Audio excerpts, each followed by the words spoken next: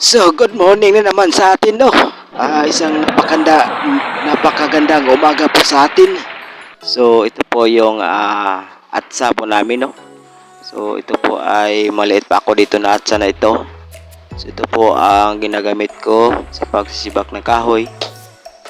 Malaking tulong po ito sa akin kasi pag pupunta ako ng bukid, may anuhin ako na kahoy, may kunin. Matagal na ito sa amin. So, since bata pa ako, 1990s pa yata ito. Na-atsa na ito. So, nung panahon ng pick-up ba yun? Pick-up. So, binigay na pick-up sa amin. So, basta noon, pag nagtrabaho ka sa pick-up, may may bigyan ka ng atsa. Basta na-assign ka sa laging.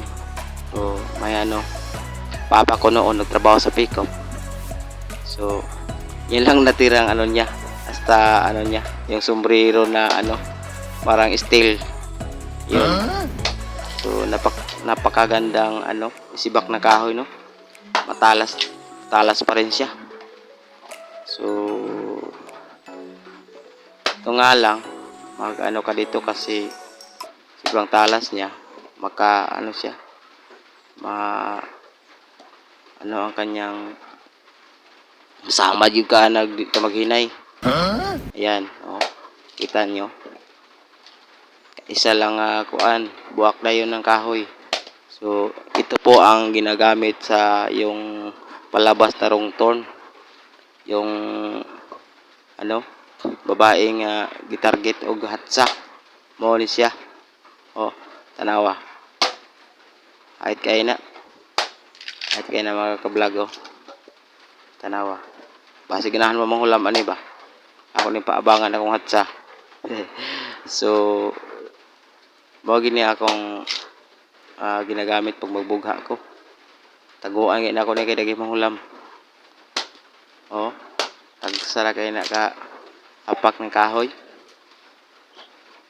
Ligid mo magpasamang-samang sa akong hatsa kay matarget mo na ko ani gahi kay na mga kablog, bukuhon. Matigas yan. So, yung palkata ngayon, lang, panggatong na lang mga palkata ngayon kasi palkata man yan ng sinibak ko. Panggatong na lang kasi ang mura-mura ng mga palkata na ngayon.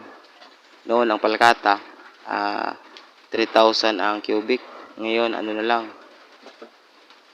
Tapos ang pulp noon, ang maliliit 1,500, 1,700. Ngayon wala na. Ngayon? Lang, 700, 600. So, sipakin natin.